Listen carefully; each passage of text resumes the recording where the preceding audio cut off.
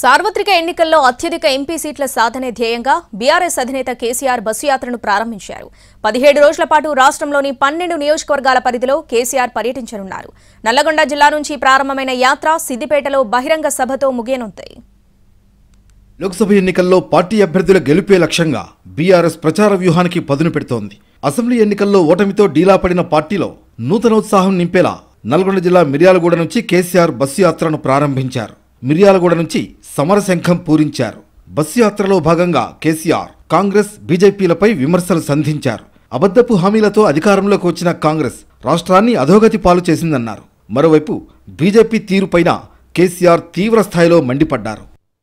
జైళ్లకు తోకమట్టలకు భయపడమని BRS అధినేత కేసీఆర్ అన్నారు. జైల్లో వేస్తాం, పేగులు తీసి మెడలో వేసుకుంటాం, కనుగుడ్లు తీసి గోళీలు ఆడతామంటున్నారు. ఇదా సీఎం మాట్లాడాల్సిన భాష అని ఫైర్ అయ్యారు. కేసీఆర్ ఆనవాళ్ళ లేకుండా చేస్తామంటారు. కేసీఆర్ తీసుకుపోయి చెర్లపల్లి జైలు వేస్తామంటారు. ఈ జైళ్లకు తోకమట్ట కేసీఆర్ భయపడతాడా? నీ పేగులు తీసి మెడలేసుకుంటాం, నీ గుడ్లు వీకి గోళీలు ఆడతాం. ఇదా భాష? ఒక ముఖ్యమంత్రి మాట్లాడాల్సిన భాష.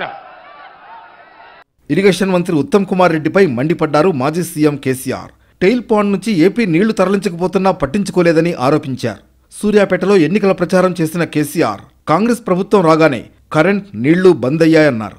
నీకు చేతనైతే లేదా ఉత్తమ్ కుమార్ రెడ్డి నీళ్ళు ఇవ్వడానికి? నాగార్జున సాగర్, శ్రీశైలం ప్రాజెక్టులను, కృష్ణా నది మీద మనకున్న హక్కులను కొంచెం కేఆర్ఎంబీకి అప్పచెప్పినారు.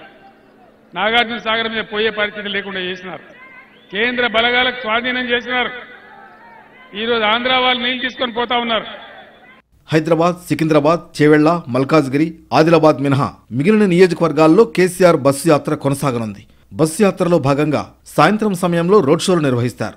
ఉదయం రైతుల సమస్యల మీద క్షేత్రస్థాయిలో పర్యటించి ఎండిన పంట పొలాలు, ధాన్యం కల్లాలను సందర్శిస్తూ రైతులను పరామర్శిస్తూ వారి కష్టనష్టాలను తెలుసుకుంటారు.